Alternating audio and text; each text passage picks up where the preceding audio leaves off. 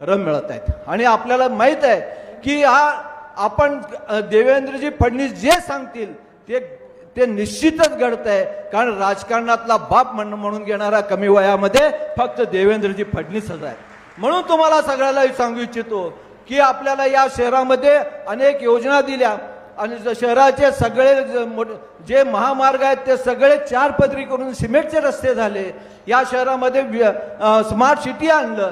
या शहरामध्ये 200 खाटाचा सहकारी जरा दवाखाना, आपण जे सिव्हिल हॉस्पिटल म्हणत होतो पूर्वी कधी नव्हतं, ते फक्त देवेंद्रजी फडणवीस मुख्यमंत्री असताना ते सिव्हिल हॉस्पिटल मिळालं.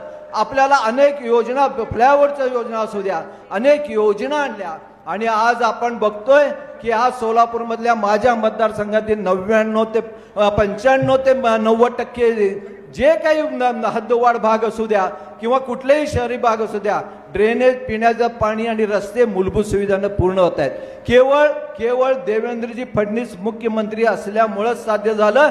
त्यांनी दिलेले विशेष निधी असू द्या किंवा त्यांनी दिलेलं सोलापुरावर प्रेम असू द्या, या अंतर्गत मिळालं. साहेब, आमचं सगळं माझ्या मतदारसंघात असू द्या, सोलापुरामध्ये आपलं पूर्ण लक्ष असतो, पण आमचं एक म्हणणं आहे की या सोलापूर शहरामध्ये एक मोठं उद्योग आणायला पाहिजे, ज्यांच्यामुळे एक आमच्या सोलापुरातले युवक आहेत, 80% जे शिकून युवक असतात ते परगावी गेलेले असतात.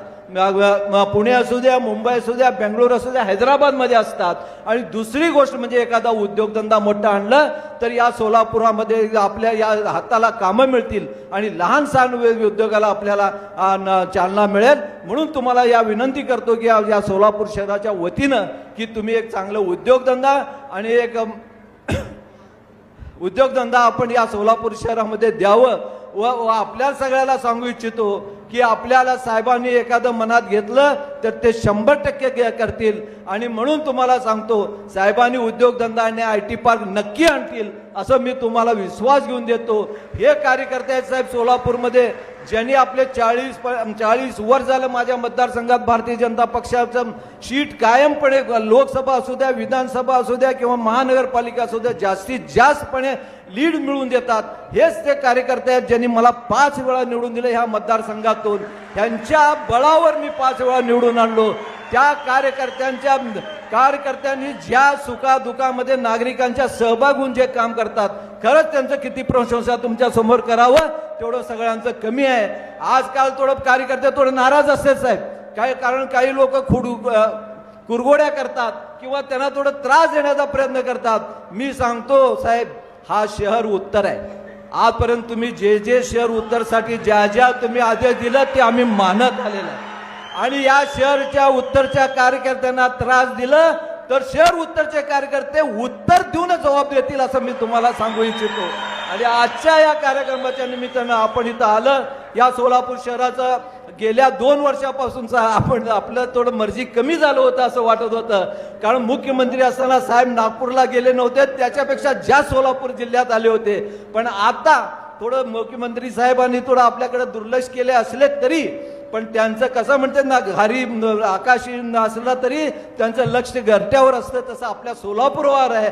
आणि आपल्या सगळ्याला सांगू इच्छितो की आपल्या उपस्थितीमुळे आजचा दिवस अधिक मंगलमय आणि प्रेरणादायी झालेला आहे. आजचा दिवस हा माझ्या आणि माझ्या सर्वांच्या आयुष्यातील अभिमानाचा व आनंदाचा दिवस आहे. वर्षानुवर्षे भाड्याच्या घरात राहणाऱ्या, स्वतःच्या हक्काच्या घराचं स्वप्न पाहणाऱ्या हजारो कामगारांना, कुटुंबांना आज स्वप्नपूर्तीचा सोहळा साजरा करत आहोत आपण सगळ्यांनी.